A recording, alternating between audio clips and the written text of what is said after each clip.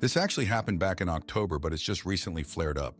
My 33-year-old little brother Sam, 26-year-old, was very badly injured in a car crash and in a coma.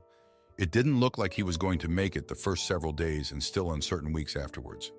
During this time, our mother, 61-year-old, suggested to us that we should freeze his sperm so his wife Emma, 27-year-old, could get pregnant if the worst happens.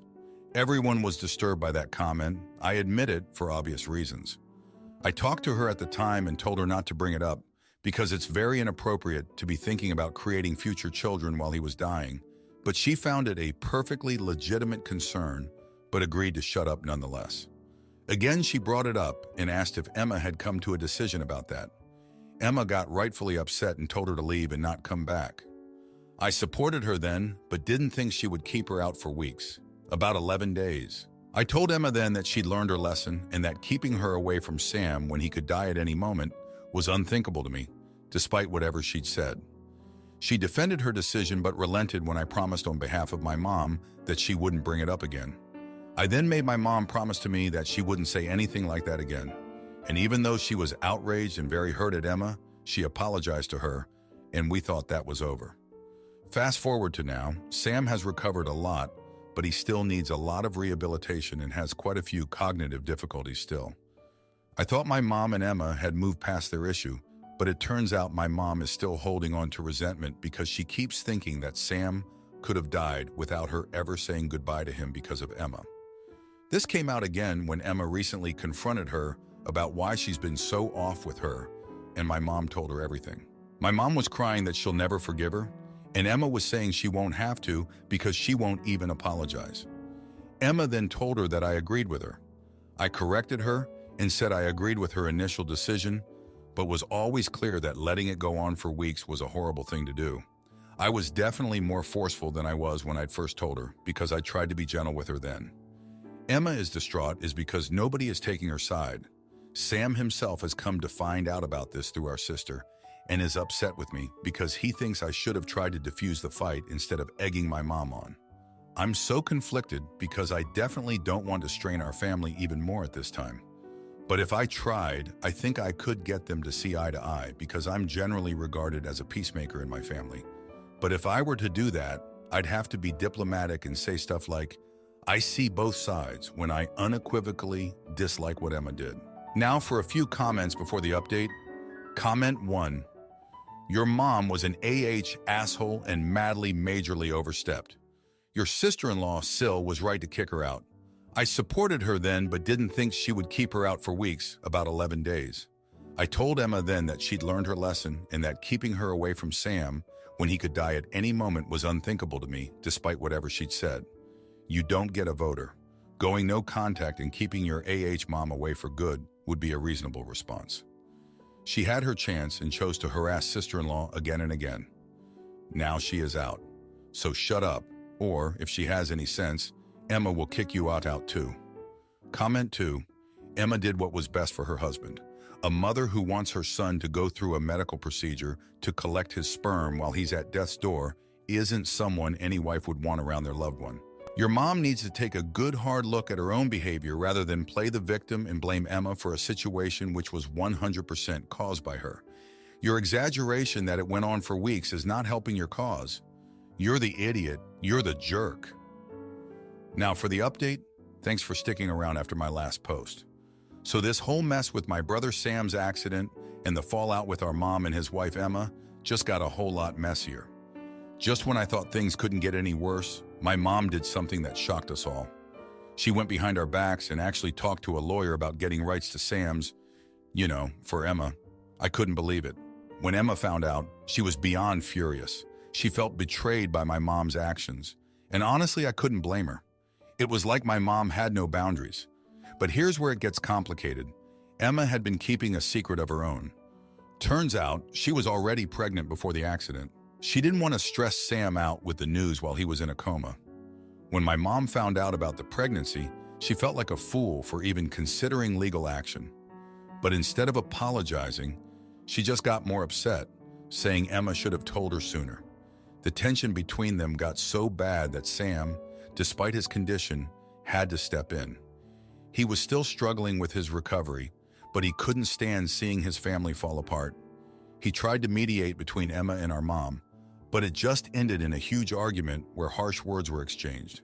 Sam ended up taking Emma's side, which made my mom feel even more isolated. I was caught in the middle of all this. I wanted to support Sam, but I also felt for my mom.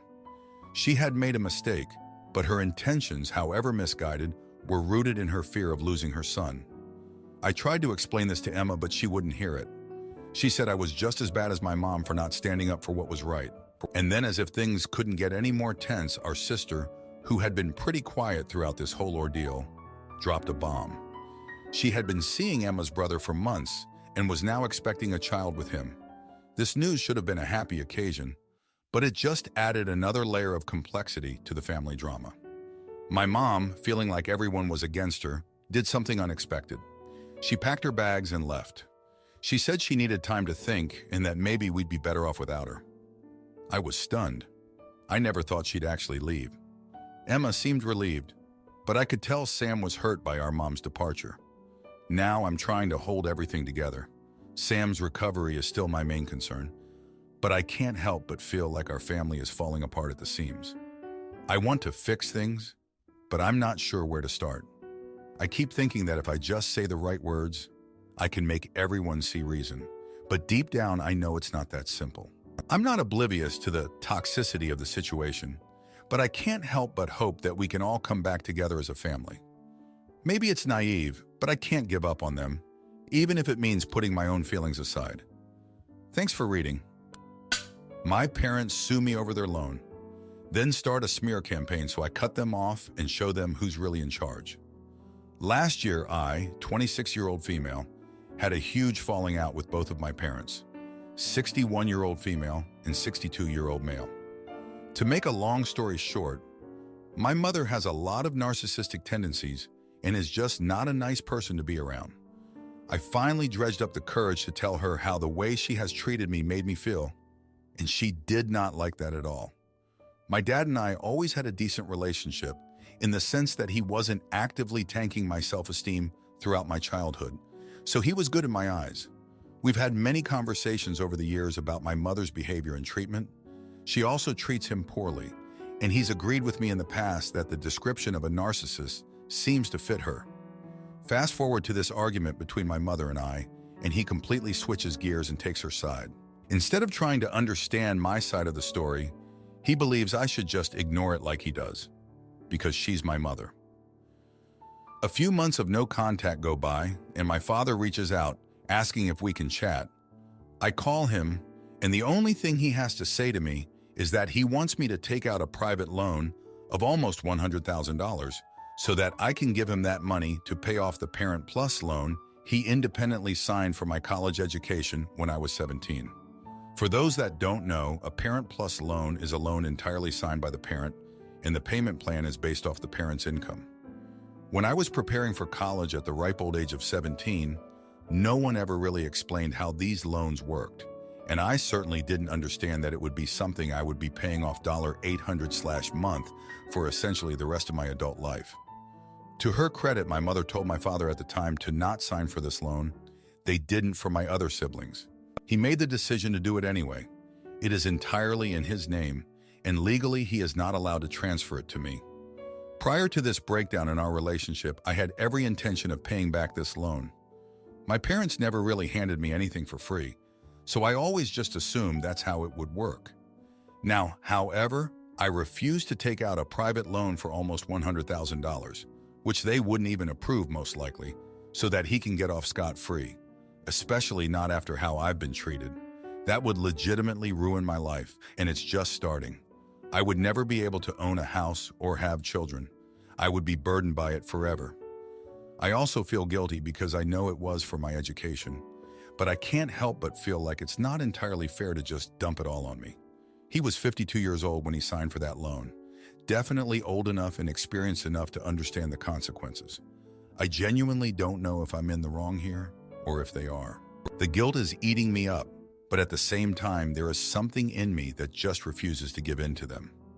Now, for a few comments before the update. Comment 1.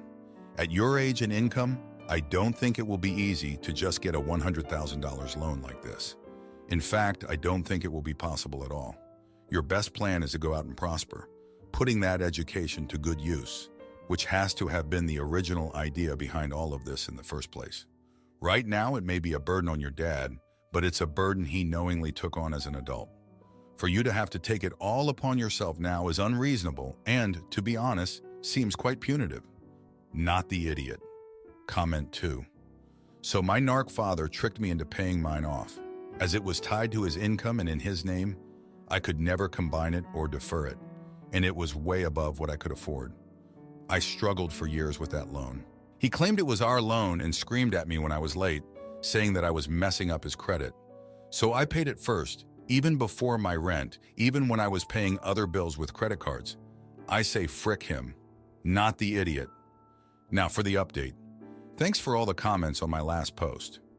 Well, things escalated quickly. My dad, out of nowhere, decided to sue me over the loan. Said I had promised to pay it back and he had witnesses, his golf buddies, who'd conveniently heard me say it. I was floored. I mean, we never got along perfectly, but this was a new low. I had to scramble to find a lawyer, which wasn't cheap, and the whole thing was just a mess.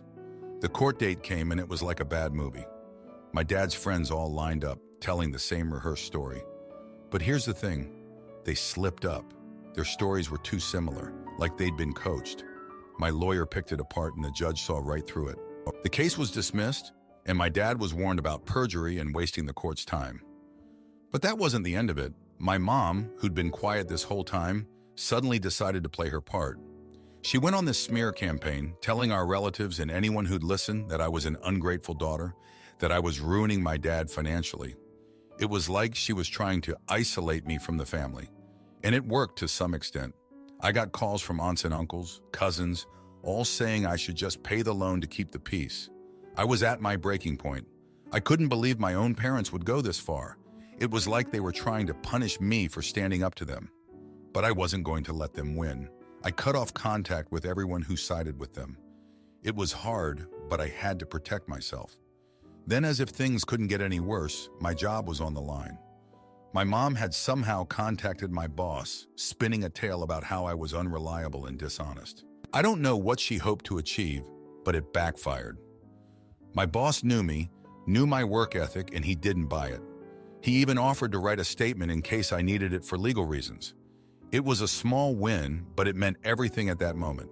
The aftermath was quiet, almost eerie. I was left picking up the pieces of my life, trying to figure out where to go from here.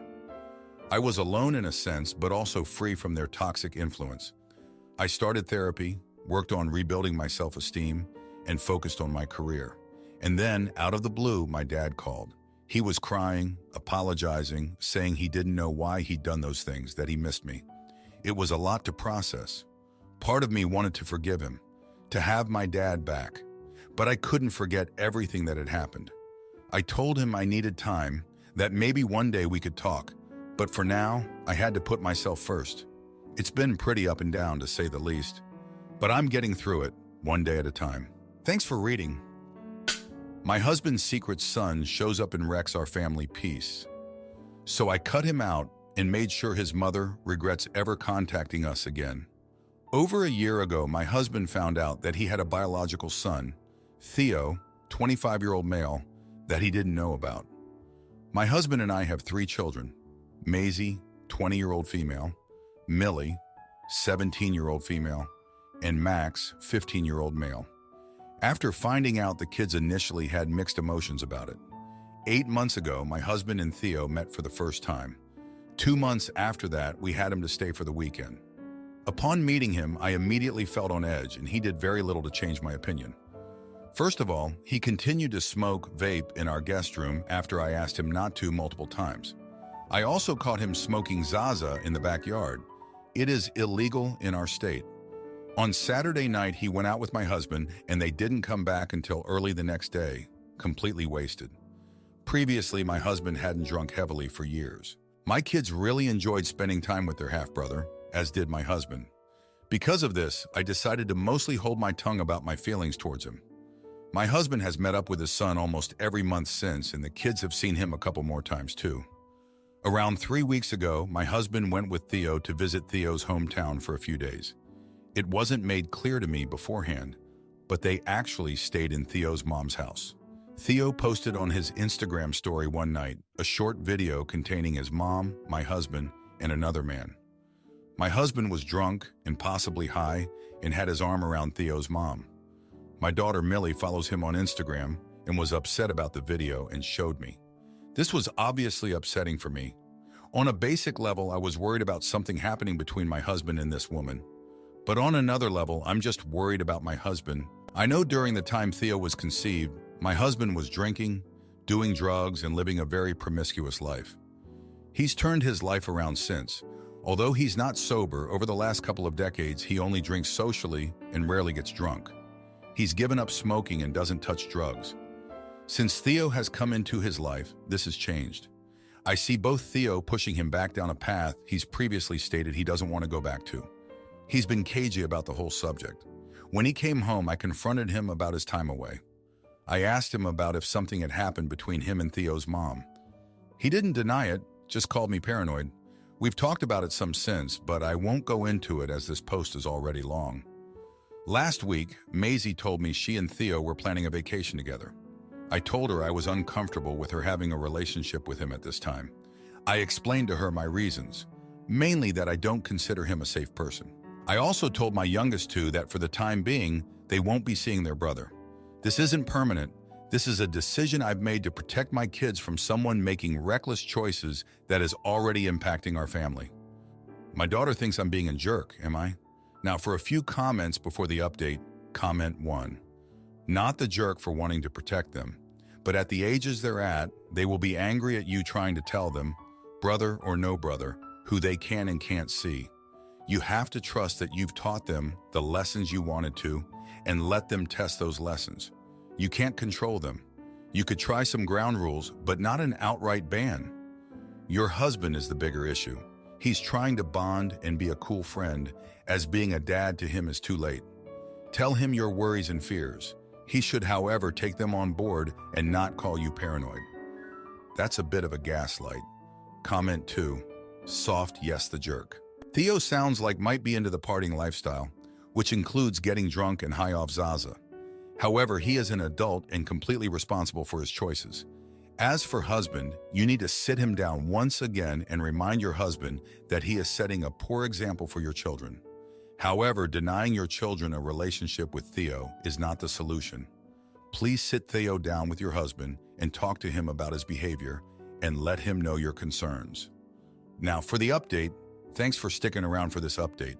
So things have gone from bad to worse. Remember how I was worried about my husband slipping back into old habits because of Theo? Well, it happened. He got a DUI last week. He was at Theo's place. They went out, and my husband thought he could drive back. He couldn't. The car's a wreck, but thankfully he's not. The kids are shaken up, and I don't even know anymore. And if that wasn't enough, Theo's mom has been calling my husband. A lot. I found out because I saw his phone light up late at night. It's not just friendly chats either. They're talking about the past, and it's clear there's still something there. I overheard a conversation where she was reminiscing about their time together when Theo was conceived. It's like I can feel the fabric of our family tearing at the seams. Maisie's trip with Theo? Canceled. She's mad at me, at her dad, at the whole situation. She doesn't get why I'm putting my foot down, but I can't have her getting caught up in this mess. Millie's been quiet, too quiet. And Max, he's angry all the time now. He doesn't understand why his dad's making these choices. But here's the kicker. Theo's leaving town. He's been offered a job across the country. Everyone's reeling. The kids are upset they won't see him. My husband's lost his newfound son again. And I'm left wondering if this is a blessing in disguise or just the calm before another storm. Now I've been doing some thinking, a lot of thinking actually. I decided to take action. I reached out to a therapist for my husband and me. We need to sort this out. For our kids, for us. He agreed to go, surprisingly. I guess the DUI was a wake-up call. But just when I thought we might be on the path to fixing things, I got a call from the school. Max got into a fight. He's suspended. The stress at home is getting to him. It's like everything is spiraling out of control. And then yesterday, I found out I was right all along. My husband confessed. Something did happen between him and Theo's mom when he visited. He said it was a mistake, that he was drunk, but that doesn't change anything. It's like a punch to the gut. I'm trying to keep it together for the kids, but inside I'm falling apart. So we're at this crossroads. Theo's gone, my husband's got a DUI and a confession hanging over him, and our family is in shambles. The therapy sessions are our last hope. I'm clinging to the belief that we can get through this, that we can come out stronger. Thanks for reading this. It's been a rough couple of weeks. If you like this video, you'll probably like these too. Also, while you're here, please consider subscribing. It's your support that keeps this channel alive and allows me to make better and longer videos. Have a great day.